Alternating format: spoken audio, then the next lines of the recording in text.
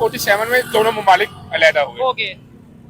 फौरन कोशिश की इंडिया ने हम्म। दो चीजें बनाने की। ठीक है। पहली चीज उन्होंने कहा कि अपना कॉन्स्टिट्यूशन बनाया जाए, रिपब्लिक डे भी उनका यानी इसी हवाले से आज सेलिब्रेट किया जा बिल्कुल। रहा है। ठीक है। पहला कॉन्स्टिट्यूशन बनाया जाए। हाँ दूसरी चीज उन्होंने कही कि एजुकेशन की जाए। ठीक है। आईआईटी और बहुत सी ऐसी यूनिवर्सिटी जब आपके 8 सालों में 5-7 वजीर आजम तब्दील हो रहे थे ना 11 सालों में, हाँ। पहले 11 जी, जी, सालों मैं में, समझ गया हूँ तब वहां पर नेहरू ने 5 आईटी की यूनिवर्सिटी बना दी थी। ये चीज तो है। वहां पर आईफोन क्या और भी चीजें हो सकती है। G20 ऐसे नहीं आ रहा भाई। ऐसा ही है। मैं कहता हूँ अभी रिपोर्ट आई है आईएमएफ की, ये शायद आपने भी देखा, अगर नहीं देखा तो जाके चेक करिएगा।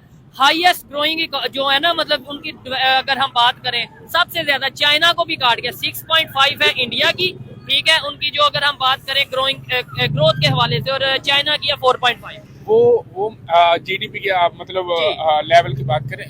अब आप मेरा सोशल मीडिया पे पोस्ट करते हैं तो मुझे लग रहा है कि मेरी कौम मेरे खिलाफ हो जाएगी कि मैं इंडिया की हामी हूँ और वेस्टर्न के खिलाफ जा रहा हूँ। मेरा कहने का पॉइंट ये नहीं है। इसका- मेरा पॉइंट जी। ये है कि एक्चुअली हमें उनसे सीखना चाहिए। ये चीज हमें उनकी सिस्टम को देख के हमें उनसे सीखना चाहिए। ये नहीं कि हम उनके खिलाफ वो हो सकते हैं कि हम मैं तो ये और कहूंगा आगे निकले। मैं तो कहता हूँ मुकाबला करें। बिल्कुल। यानी जिन लोगों को लगता है कि इंडिया को अप्रिशिएट किया जा रहा है, वो मैं तो हमारी बात या भाई की बात करने का मकसद ये है कि भाई उनका आओ मुकाबला करें टेक्नोलॉजी में, अगर वहां पे उन आओ मुकाबला करें इकोनॉमी में, आओ मुकाबला करें उनसे एजुकेशन में, और ये हम लोगों ने मिलके करना है। अगर किसी को ये लगे कि आपने इंडिया की कोई तारीफ कर दी, तारीफ भी इस सेंस में कि कोई डेवलपमेंट है उसका जिक्र कर दिया, तो इसका मतलब है जी आप पाकिस्तान की आवाम को डिग्रेड कर रहे हो या डीमोटिवेट कर रहे हो।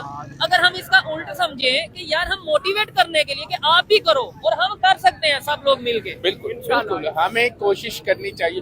दो चीजें जी। जो हमारी नस्ल में अभी तक नहीं निकली, क्या क्या? 77 साल होने के बाद भी, हाँ। वो एक चीज, एक तो इस कौम का जो अंगोरों ने दिया हुआ कल्चर है ना, और दूसरा माइंड कानून सेट। भी। हाँ। माइंड सेट, हाँ, कल्चर में ही सारी चीजें आती हैं। कॉन्स्टिट्यूशन 1935 पे चल रहा है अभी तक, उन्होंने अभी चेंज तक कर लिया अपना। उन्होंने चेंज किया। अच्छा, ये जो हमारा कल्चर माइंड सेट है ना गोरों वाला, उसको तब्दील करें। जबरदस्त। दूसरा, अपनी जबान को फोकियत दें। क्या बात है, जबरदस्त। अंग्रेज की जबान से चाइना को देख ले। अभी आप चाइना की बात कर रहे थे, चाइना ने तरक्की की अपनी जबान में, फोकियत रशिया ने तरक्की की। अब मुझे बताओ, कभी हुआ है कि चार्ल्स बैठा इंग्लिश से देता देता उर्दू में सेनेट में बैठा चार्ल्स, वाली नहीं, या हिंदी में बोलिए, चाइनीज में शुरू कर अपनी जबान को तरजीह दे रहे।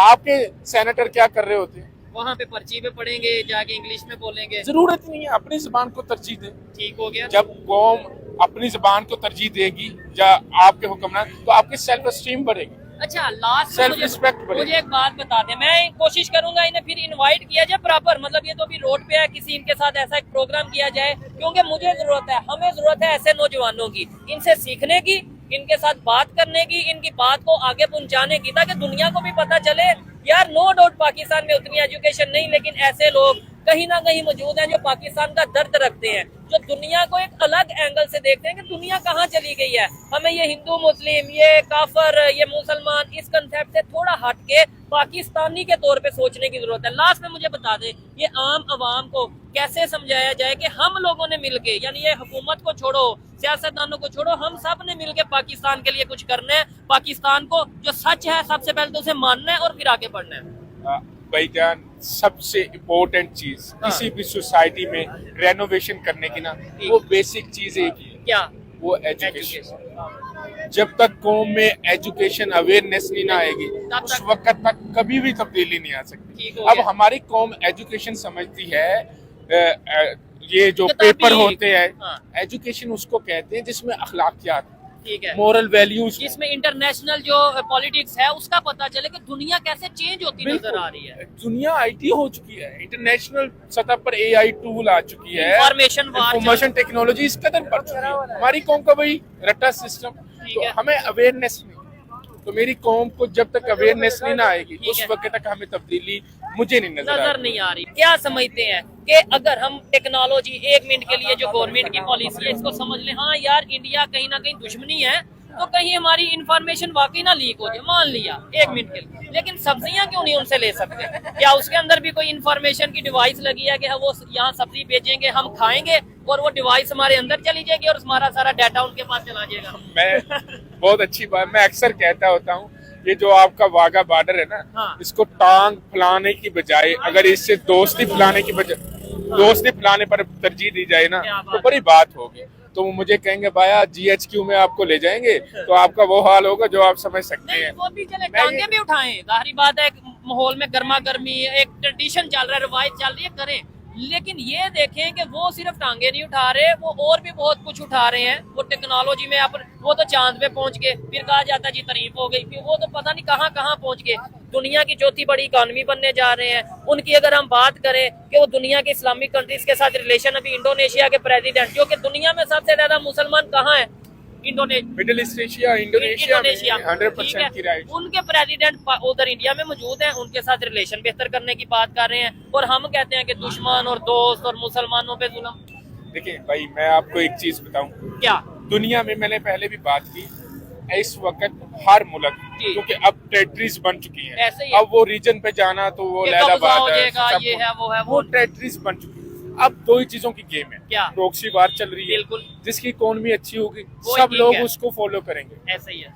इंडिया है, मिडिल ईस्ट एशिया है, यूरोप है, USA है, USSR है, कोई मुल्क है, चाइना है, हाँ। इसको लोग इसलिए इनको फॉलो करते हैं क्योंकि उनकी इकोनॉमी अच्छी है। बेहतरी हो रही है। पाकिस्तान में अवाम जो लोकल पब्लिक है, ये जो हमारे साथ भाई ये खड़े हैं, लोग ये डिग्रेड इनको ना करें, इनको डिग्रेड, ये बहुत ताकतफुल है। No, अब देखिए, ये भाई मजदूर आए हैं, कोई भी है, सभी मतलब हैं, हम सभी एक ही हैं।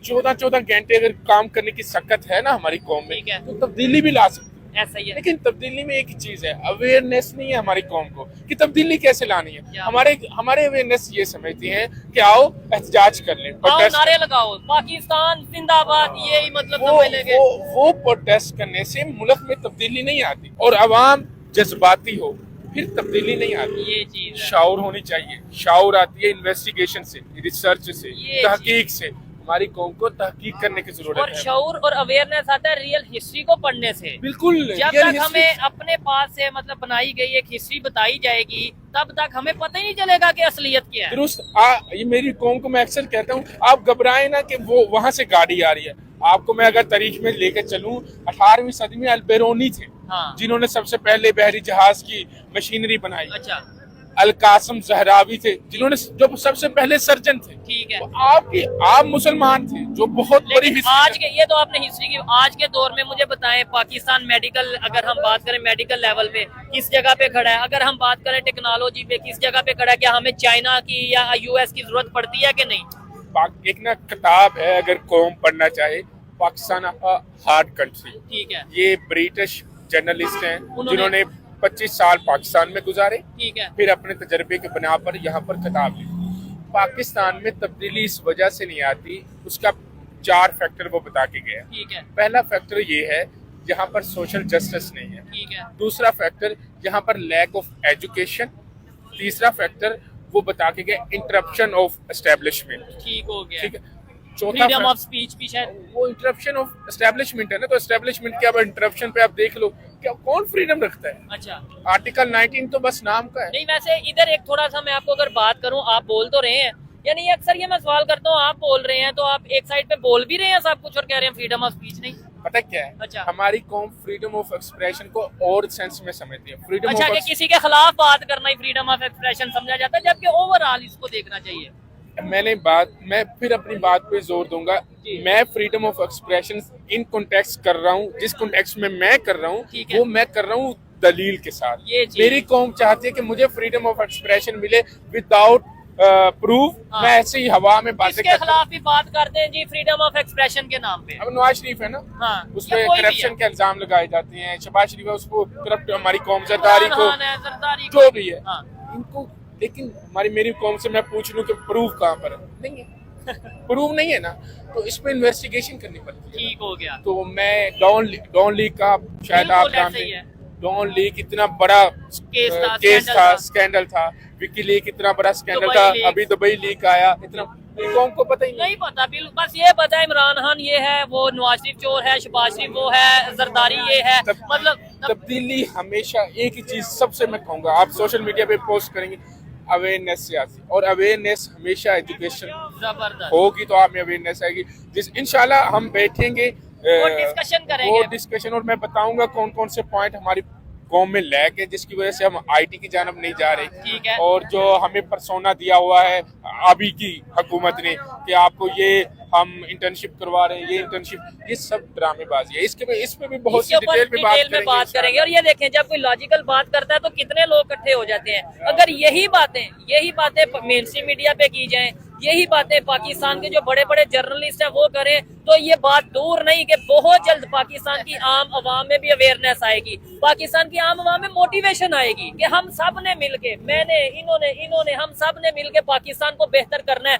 दुनिया में जो कुछ हो रहा है उस चीज को समझेंगे कि भाई दुनिया टेक्नोलॉजी में, इकोनॉमी में, आईटी में आगे जा रही है। हम अभी तक उसी बात पे हैं कि जी जज्बा ज्यादा है। जज्बा भी रखें, लेकिन जज्बे के साथ अवेयरनेस, एजुकेशन, नॉलेज और शऊर भी रखें। और दूसरा, अगर कोई आगे बढ़ रहा है तो उसको अप्रिशिएट करने का हौसला भी रखें। आइए मजीद किसी से बात करते हैं।